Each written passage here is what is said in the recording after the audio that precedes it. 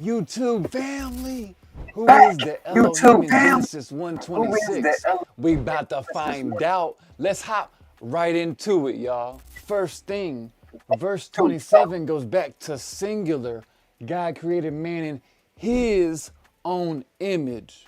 Also, in Isaiah 44:24, God said, I spread abroad the heavens alone. I spread forth the earth by myself. So we cannot think of two co-creators. It's also very important to know and understand God can speak of himself personally in his heavenly court collectively. So every time you read in the Old Testament, the let us text, who will go for us?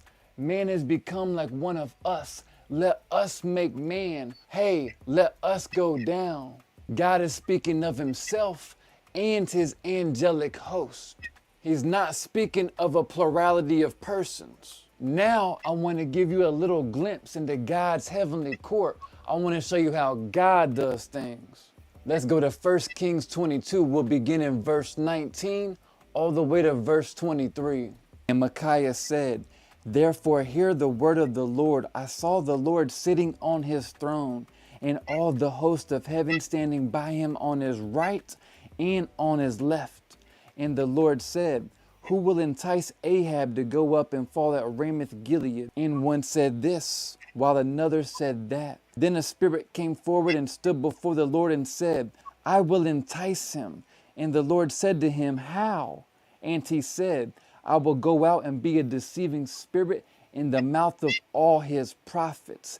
Then he said, You are to entice him and also prevail. Go and do so. Now therefore, behold, the Lord has put a deceiving spirit in the mouth of all these your prophets, and the Lord has proclaimed disaster against you. Do you see God's connection with speaking to his angels to do certain things on the earth? To back this up even more, let's go to Job chapter 1, verse 6. Now there was a day when the sons of God came to present themselves before the Lord, and Satan also came among them.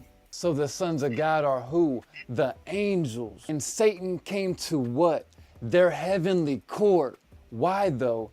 To test Job, and God gave him permission. So that is the us in Genesis 1:26, 1 Kings 22, and now in Job. Now let's dissect what Elohim really means. First, we see Elohim in this verse linked with a singular verb.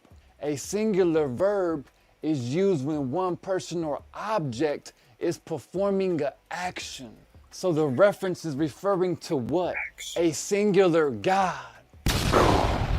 That's a bar. If you try to use that to mean plurality, well, it's the false gods that were spoken of Elohim with a plural verb. So when Elohim is used for the true God, it's singular using a singular verb. And when Elohim is used for the false gods, it's plural using a plural verb. Again, a quick recap. The us is speaking of the heavenly court. And Elohim in Genesis 1:26 is singular using a singular verb. Amen. If you like this type of content, hit the like button. If this has blessed you and gave you more understanding, type amen and let me know in the comments. And don't forget to subscribe. Join this YouTube family, y'all. Hit that notification bell so you won't miss a video. And have a blessed and amazing day. Shalom, shalom.